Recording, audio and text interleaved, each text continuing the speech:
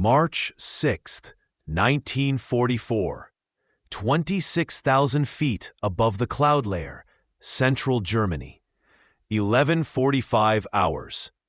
The temperature outside the cockpit of the P-51 Mustang is 50 degrees below zero. Inside, despite the heater, Captain Don Gentile's breath frosts on the instrument panel. The vibration of the Rolls-Royce Merlin engine is a constant, bone-rattling hum that travels up his spine and settles in his teeth. Gentile scans the horizon. To his left and right, stretching as far as the eye can see, is a sight that defies human comprehension. It is a river of aluminum flowing through the stratosphere. 600 B-17 flying fortresses, arranged in tight combat box formations, are trudging eastward at 160 miles per hour. Their contrails turn the blue sky into a blinding white ceiling. But it isn't the bombers that make this day different. It is the fighters. For years, the bombers had to go it alone past the German border. The short-legged Spitfires and Thunderbolts had to turn back at Aachen or the Ruhr, leaving the big friends to be slaughtered by the Luftwaffe. Not today. Gentile looks down at his wings. Suspended beneath them are two 75-gallon drop tanks, seemingly flimsy papier-mâché cylinders filled with high-octane aviation fuel. These tanks are the key. They are the difference between turning back at the Rhine and flying all the way to the heart of the beast. Red leader to flight. Gentile's voice crackles over the radio, distorted by static. Keep your eyes peeled. We are crossing the Elbe. Jerry is going to be waiting. Below them, hidden beneath a blanket of industrial haze and winter clouds, lies the prize. Berlin, the big city, the capital of the 1,000-year Reich. 12 hours. The Reich Air Ministry, Reichsluftfahrtministerium, Berlin. On the ground, the mood is one of irritated confusion. Reichsmarschall Hermann Göring stands by a large window in his office, looking out at the gray, slate sky. He is a shadow of the ace pilot he was in 1918. Now he is bloated, his white uniform strained at the buttons, his fingers heavy with gemstone rings. He is a man consuming morphine and art while his Air Force burns. The air raid sirens begin to wail, a mournful, rising and falling scream that has become the soundtrack of daily life in 1944. Another raid, Göring mutters, dismissing it with a wave of his hand. Mosquitoes, harassing attacks. They will drop a few bombs and run home. His adjutant, Oberst Bernd von Brauchitsch, hesitates by the door. Herr Reichsmarschall, the radar stations at the coast are reporting heavy formations, very heavy. They estimate over 500 four-engine bombers. Göring stiffens. 500? In daylight? To Berlin? Yes, sir, and they report fighter escorts. Göring laughs. It is a harsh, barking sound. He walks over to the massive map of Europe on his wall. He picks up a pointer and slaps it against the map, right around the city of Aachen, near the western border. Impossible, Göring sneers. I have told you this 1,000 times. The American fighters are excellent, yes, but they have short legs. A Thunderbolt cannot fly to Berlin and back. It is a mathematical impossibility. They would run out of fuel before they even reached Magdeburg. He turns back to the window, watching the flak batteries on the Zoo Tower begin to swivel their barrels toward the zenith. The radar operators are seeing ghosts, Göring declares. They are mistaking heavy bombers for fighters, or perhaps they are seeing their own fear. He genuinely believes this. It is a cornerstone of his strategy. The Reichsverteidigung defense of the Reich, relies on the fact that deep inside Germany, the Luftwaffe fighters can attack the American bombers without being molested by escorts. The center of Germany is supposed to be a sanctuary, but high above, the physics of war have changed. The first sound is not the deep rumble of the B-17s. It is a high-pitched whine, like a chainsaw tearing through the sky. Göring frowns. That sound. It is distinct. It is the sound of a liquid-cooled inline engine diving at high speed. It sounds like a British Spitfire. Or boom! A distant explosion rocks the glass in the window. Not a bomb, an air-to-air collision, or a fuel tank exploding. Göring grabs his binoculars from the desk. He steps out onto the balcony, ignoring the protests of his aides. The cold wind whips at his face. He looks up. The clouds break for a moment, revealing the blue void above. And there, weaving among the flak bursts, are tiny silver specks. They are dancing around the lumbering bombers like gnats. Spitfires? Göring whispers, trying to rationalize what he is seeing. They must be operating from where? Sweden? It makes no sense. Then, one of the silver specks dives. It rolls over, the sun catching its wings, and pulls out of the dive directly over the government district. It is not a Spitfire. It has a square tail and a long, flat nose. And painted on the fuselage, clear as day even from 20,000 feet, is a white star in a blue circle. The blood drains from Göring's face. The impossible has arrived. March 6, 1944. 24,000 feet, over the outskirts of Berlin. 12:05 hours. While Göring stares in horror from his balcony, the men tasked with defending his sky are facing a much more immediate and violent realization. Oberleutnant Karl Müller grips the control stick of his Focke-Wulf 190. His palms are sweating inside his leather gloves. He is part of Jagdgeschwader 1, the Ozau wing. His mission is simple: find the bombers, ignore the fighters, and kill the fat cars, the B-17s. Up until now, the tactics have been routine. The Germans know that American escorts, the P-47 Thunderbolts, usually turn back at the German border because of fuel limits. Once the escorts turn back, the German heavy fighters, the twin-engine Me-410s and Bf-110s, move in like wolves on sheep, armed with heavy cannons and rockets to smash the bomber formations. Bandits at 12 o'clock high, Müller's radio crackles. Small friends, single engine. Müller squints against the glare of the sun. He sees the specks diving toward them. He isn't worried. He assumes they are P-47s at the absolute limit of their range, likely already low on fuel and hesitant to engage. They are turning, his wingman calls out. They are dropping something. Müller watches. From the bellies of the diving American planes, silver objects tumble away, flashing in the sunlight as they fall toward the earth. Drop tanks. It is a sight that chills Müller to the bone. It means these fighters haven't been burning their internal fuel to get here. They have been sipping from disposable tanks all the way from England. They are arriving over Berlin with full internal tanks.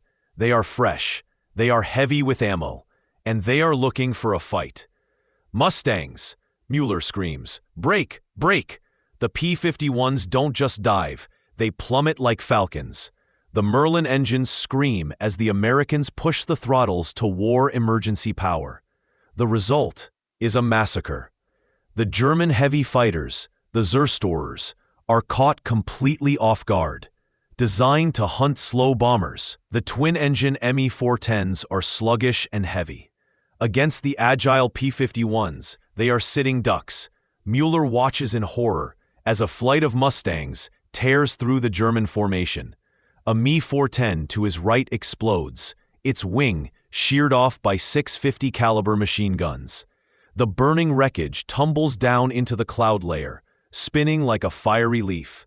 Fight them, the Gruppenkommandeur yells over the radio. Keep them off the bombers. Mueller pulls his FW-190 into a tight turn, trying to get a bead on a silver Mustang.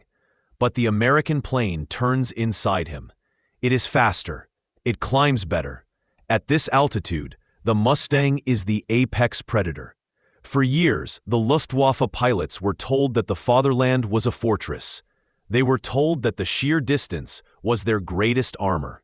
Now, watching the white stars swarm around them over the very suburbs of Berlin, Mueller realizes the lie. The roof has been blown off the fortress. 12:15 hours. The Reich Air Ministry. Göring has retreated from the balcony. He slumps into his heavy oak chair, the roar of the air battle still audible through the thick glass. The siren is still wailing, but he barely hears it. General Adolf Galland, the general of fighters, enters the room. Galland is a realist. He has been warning Göring about this for months. He has ragged a cigar in the corner of his mouth, his face grim. "You saw them, Herr Reichsmarschall?" Galland asks quietly. Göring nods slowly. He looks like a man who has just been diagnosed with a terminal illness. He picks up a glass of water, his hand trembling slightly. "I thought they were impossible," Göring murmurs. "The engineers, they told me a single engine fighter could not carry enough fuel. They said the drag would be too great." "The Americans solved the drag, sir," Galland says, stepping over to the map. Laminar flow wings, and the drop tanks. They fly on the external tanks until they reach the target, then drop them to fight. It gives them the range of a bomber and the performance of an interceptor. Göring stares at the map. He looks at the red line marking the previous limit of Allied fighter cover. Then he looks at Berlin. For a moment, the bombastic, drug-addicted politician vanishes, and the World War I ace returns. Göring understands air superiority better than anyone in the Nazi hierarchy. He knows what this means. If the Mustangs can be here, over the capital, in daylight, then the Luftwaffe can no longer protect the synthetic oil plants. They can no longer protect the ball-bearing factories. They can no longer protect the training schools. If the fighters can come to Berlin, Göring says, his voice hollow, then the war is lost. It is a rare moment of absolute clarity. He doesn't blame the Jews or the Bolsheviks or the defeatism of his generals. He looks at the ceiling, toward the sound of the Merlins, and accepts the mathematical certainty of defeat. Outside, the first bombs begin to fall. The B-17s have reached the initial point. The flak is heavy, black smudges appearing against the gray sky, but the Mustangs are doing their work. They are sweeping the sky clean. The myth of the inviolable German airspace is dead, and with it, the hope of a German victory. April 15, 1944, 8th Air Force Headquarters, High Wycombe, England. 9:30 hours. While Göring sulks in his art-filled mansions, a new order is being typed out in a drab office in England. It is a single sentence that will doom the Luftwaffe, signed by the new commander of the 8th Air Force, General Jimmy Doolittle. Until now, American fighter pilots were leashed. Their orders were strict. Stay with the bombers. Do not pursue the enemy. Doolittle looks at the tactical map. He knows that Göring is hoarding his fighters, only launching them when the tactical situation is perfect. Doolittle wants to provoke a fight. He wants to bleed the Luftwaffe white. He walks over to the map and tears down the old standing orders. "Take the leash off," Doolittle commands. "From now on, the first duty of the 8th Air Force fighters is to destroy the enemy Air Force, wherever you find them. In the air, on the ground. I don't care. Just kill them." May 20th, 1944. Luftwaffe Airfield, near Brandenburg. 14:30 hours. Oberleutnant Müller stands on the tarmac, watching the new replacements arrive. They look like children. Hans-Jürgen, Muller asks the youngest one, a boy who looks no older than 18. How many flight hours do you have in the Bf-109? 50 hours, sir, the boy replies proudly, including 10 in combat training. Muller suppresses a sigh. 50 hours. In 1940, a pilot wasn't allowed near a combat unit until he had 250 hours. Now they are sending boys who barely know how to raise their landing gear to fight men like Don Gentile and Chuck Yeager. Listen to me, Muller says, grabbing the boy's shoulder. Forget everything the flight school taught you about dogfighting. If you see a Mustang, you dive. You run. Do not try to turn with them. They have G-suits. You do not. They will black you out and kill you in the turn. Suddenly, the air raid siren screams, but it's not the wavering tone of a high-altitude raid. It is the sharp, urgent Jabuk alarm. Fighter bombers. Take cover, Mueller yells, shoving the boy into a slit trench. They don't look up. They look down. Roaring over the treetops at 400 miles per hour, 4 P-51 Mustangs appear out of nowhere. They aren't escorting bombers at 25,000 feet. They are hunting on the deck. The lead Mustang spots the row of parked Bf-109s. Tracers erupt from its wings. The 50 caliber rounds tear through the thin aluminum skins of the German planes. Fuel tanks ignite. Canopies shatter. Mueller presses his face into the dirt as the Mustangs roar overhead, the sound of their engines terrifyingly loud. This is the new reality. The sanctuary of Germany hasn't just been breached, it has been turned into a shooting gallery. The Americans are strafing airfields, trains, and even individual staff cars. They are suppressing the Luftwaffe on the ground so they don't have to fight them in the air. When the noise fades, Mueller stands up. 3 of his squadron's planes are burning wrecks.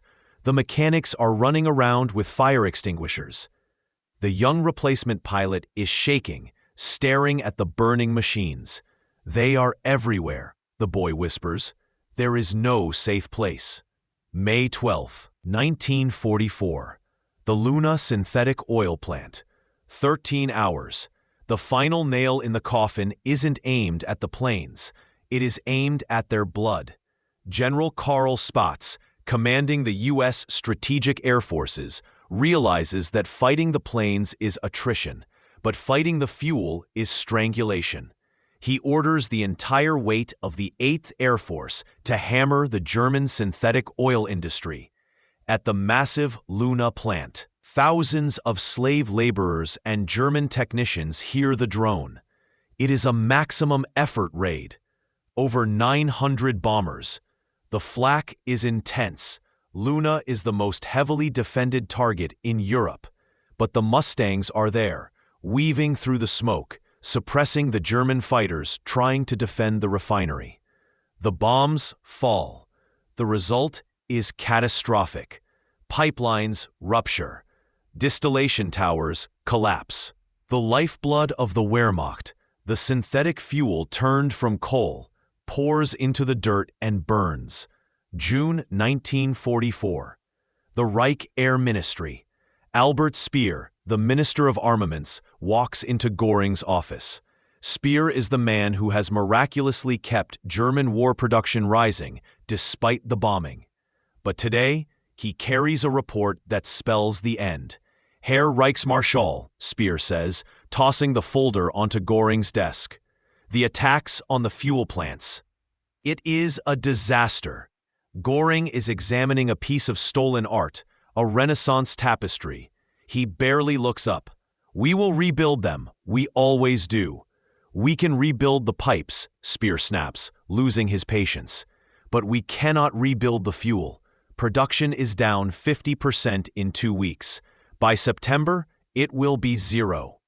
Speer looks at the fat man in the white uniform. He realizes that Göring's earlier admission that the war was lost when the Mustangs appeared wasn't just pessimism, it was prophecy. Because of the Mustangs, the bombers can reach the oil plants. Because the oil plants are destroyed, the new German tanks cannot move. Because there is no fuel, the new pilots cannot train. Because the pilots cannot train, the Mustangs slaughter them. It is a death spiral. Göring finally looks up. His eyes are glazed. "Then tell the Führer," Göring whispers. "Tell him the engines are starving." Speer leaves the room. He knows the war will drag on for another year. Millions more will die. But the outcome was decided the moment those silver fighters appeared over the capital, carrying their impossible tanks of fuel, proving that there was no distance great enough to protect tyranny from the reach of industry. January 1st, 1945. Operation Bodenplatte. 8 o'clock hours.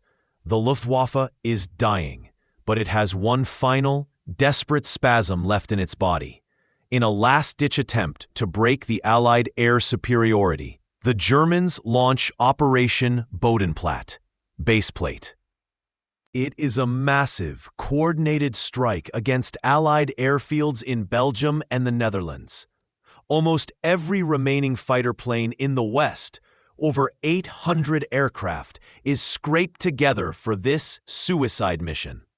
Oberleutnant Müller is flying a new FW-190D9 Dora, a long-nosed beast that is technically superior to the Mustang. But the man flying on his wing is not a trained pilot. He is a former glider instructor who has never fired a gun in anger. "Stay close," Müller orders over the radio. "Follow my tracers." They roar over the Allied lines at treetop height. They catch the British and Americans by surprise. For 20 minutes, it feels like 1940 again. Müller strafes a line of parked Typhoons. He sees balls of fire erupting on the runway. "Victory!" the young pilot screams over the radio. "We are destroying them!" But then, the inevitable happens. The Americans wake up. From high altitude, a squadron of P-51 Mustangs from the 352nd Fighter Group, the blue-nosed bastards of Bodny, dives into the fray. It is a slaughter. The German pilots, low on fuel and lacking training, break formation. They turn the wrong way. They stall. They fly into the ground. Müller watches helplessly as his wingman tries to outturn a Mustang. The American pilot simply pulls inside the turn, his G-suit allowing him to withstand forces that black out the German. A burst of .50 caliber fire saws the FW-190 in half. Müller pulls up, climbing into the clouds, fleeing the carnage. He looks back. The sky is filled with burning German planes. Operation Bodenplatte destroys 300 Allied aircraft on the ground, but the Allies will replace them in a week. The Luftwaffe loses 200 pilots, including 3 commodores and 5 wing commanders. These are men who cannot be replaced in a decade. The Luftwaffe has spent its last gold coin. April 1945. A roadside near Munich, 16 hours. The war is ending. The roads are clogged with refugees and retreating soldiers. A convoy of American jeeps winds its way through the wreckage. In the back of one jeep sits a fat man in a dove-gray uniform. He has surrendered to the U.S. Army's 36th Infantry Division. Hermann Göring looks tired. He has been stripped of his medals, his baton, and his drugs. He is just a prisoner of war now. The convoy passes a field. It is a makeshift airfield, captured by the Americans. Göring looks out. Rows of P-51 Mustangs are parked in the grass. Their silver skins gleam in the spring sunshine. Mechanics are working on them, casually smoking cigarettes, listening to jazz on a radio. There is no frantic urgency. There is just the calm, overwhelming weight of endless material superiority. General Karl Spaatz is waiting at the interrogation center. When Göring is brought in, the American general doesn't offer a handshake. "Herr Göring," Spaatz asks, through a translator, When did you know? When did you know it was over? Göring sits heavily in a wooden chair. He sighs, a wheezing sound from his ruined lungs. He doesn't talk about Stalingrad. He doesn't talk about D-Day. He doesn't talk about the atom bomb. The first time I saw your Mustangs over Berlin, Göring says softly, that is when I knew. He looks at his hands. Before that, we were fighting a war. After that, we were just waiting to die. Epilogue. The P-51 Mustang is remembered as the plane that won the air war, but it was more than just a machine. It was a symbol of a strategic revolution. The British provided the engine, the Rolls-Royce Merlin. The Americans provided the airframe and the mass production, and the pilots provided the aggression. Together, they achieved something that no air force had ever done before. They destroyed the enemy's ability to fly over his own country. By the end of the war, the Luftwaffe had jets, the Me-262, that were 100 miles per hour faster than the Mustang, but they couldn't fly them. The Mustangs circled the jet airfields like sharks, shooting the futuristic planes as they tried to land or take off. Technology could not save the Reich from the reality of logistics. Today, in museums around the world, the P-51 sits silently. But if you look closely at the gun camera footage from 1944, you can see the moment the world changed. You can see the moment when the sky stopped belonging to tyrants and became the highway of liberation. Hermann Göring died by his own hand in a prison cell in Nuremberg, but his prophecy on that balcony in Berlin remains one of the most accurate assessments of the war. He saw the silver wings, and he saw the end. Today's story ends here. Leave your thoughts in the comments section below. See you again.